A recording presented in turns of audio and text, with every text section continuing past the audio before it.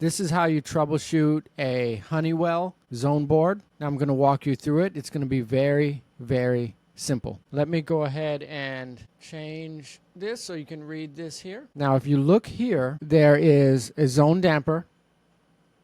All right, zone 3 damper, thermostat, equipment, zone 1 damper, thermostat, zone 2 damper, thermostat, DATS sensor, power, wireless, okay? The way this works is you will wire onto your air handler another transformer. Every air handler comes with a 24-volt transformer, okay, if we're talking about residential. So the unit's going to have its own transformer. You're going to add another transformer just to power this zone board, the thermostats, and the zone dampers, okay? So you're going to put another transformer in the air handler. You're going to wire that to the 240 on the air handler or the furnace, and then you're going to take the 24 volts from that transformer and you are going to put it there. You see where it says power RC, okay? That's going to give 24 volts to this board. Now, one thing that's very important to note is the 24 volts from the secondary transformer, the dedicated one to the panel, is actually going to feed your thermostats. So the red and common coming from the transformer that you installed, not the transformer from the unit, is actually going to each thermostat, okay? Secondary transformer, RNC going to thermostat 1, RNC going to thermostat 2, RNC going to thermostat 3. That's also powering the dampers. So the transformer that's on your unit, that's not the same R that's on the thermostats, okay? Now, you're going to take your equipment, your air handler, and your condenser, and you're going to wire that on where it says equipment, okay? Now, that R is going to be coming from the transformer that came with your air handler. That's the unit transformer. That R is going to be right there. You see where it says RH and RC have that little jumper in there? If there's a jumper in there, you're going to have to leave it there, okay? That RC is not common. That's red. That's why it's jumped, okay? R heating, R cooling. If you have just your one transformer unit, you're going to have that jumper wire there, all right? You see this zone damper here. This one is a little bit different. You see this says RC, okay? That one's a little bit different. We're going to get to this one in a minute. Now, once this is wired up, once you understand how it's wired, you can troubleshoot it, okay? So your equipment is going to go here. The R from your air handler is going there. It's jumped together. You see that tiny jumper wire. Then you're going to, on this panel, you're going to have W1 and W2 jumped together. If you have any questions when you are doing zoning, remember, look on this door here. There is always a technical support phone number for Honeywell there. That tech support is actually very, very good. They'll walk you through it. So you're going to wire your unit up. Y, you're going to put Y, O, or B, depending on what unit you have. And then you're going to put DSBK. That's more for a train system. Okay, that's a variable speed thing, not train. That's variable speed. Okay, this is not a variable speed video. This is a train. This is a Honeywell zoning video. Okay. All right, now, the way this works is this damper is for this zone, okay? So if this is downstairs, if this is the damper for downstairs, you need to put the downstairs thermostat right here. If this is the damper for upstairs, you need to put the upstairs thermostat here. These are together. You see that? Okay? Don't put the upstairs damper wired here and the upstairs thermostat here, okay?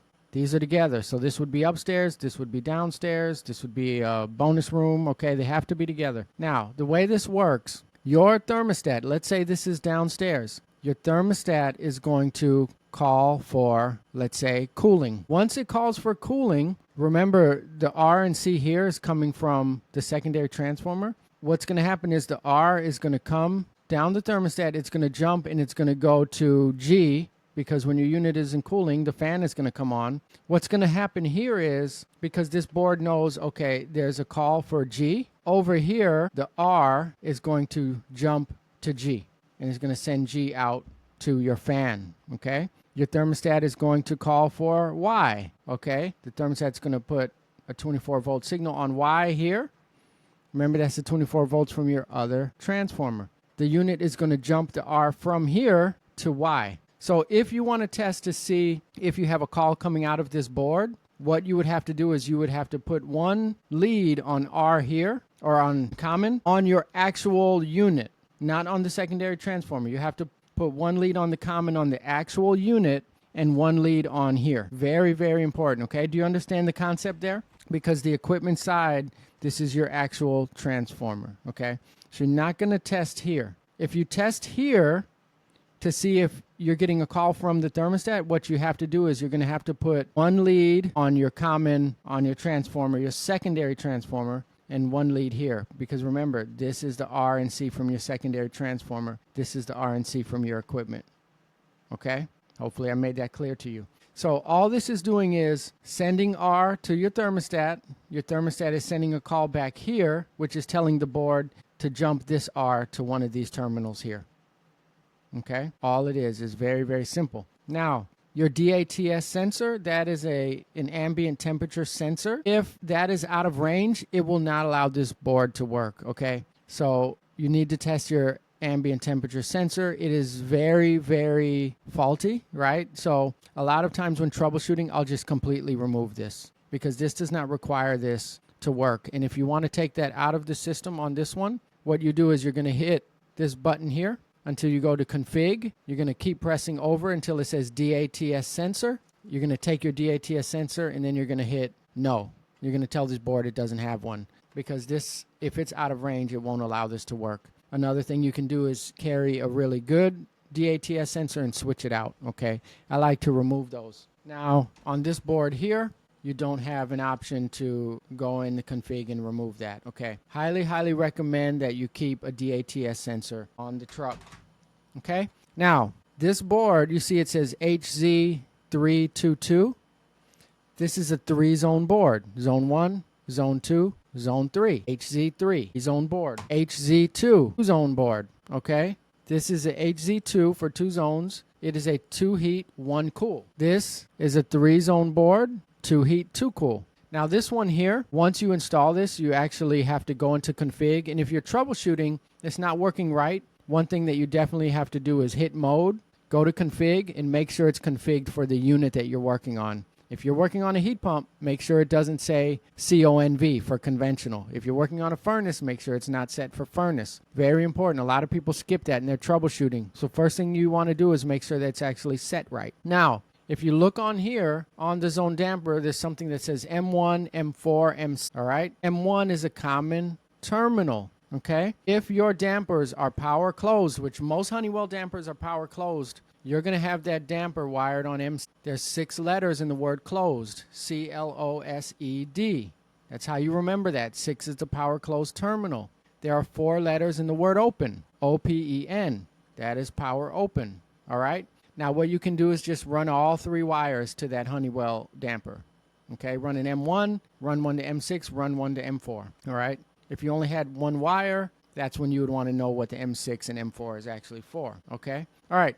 So when it comes to troubleshooting this, all you need to know is the thermostat putting a signal on, let's say, for example, G? Then you're going to check here. If there's a signal on G here, there should be a signal coming out on G here, okay? If there's a signal on Y here, there should be a signal coming out on Y here. It's just most people get confused on where to test it.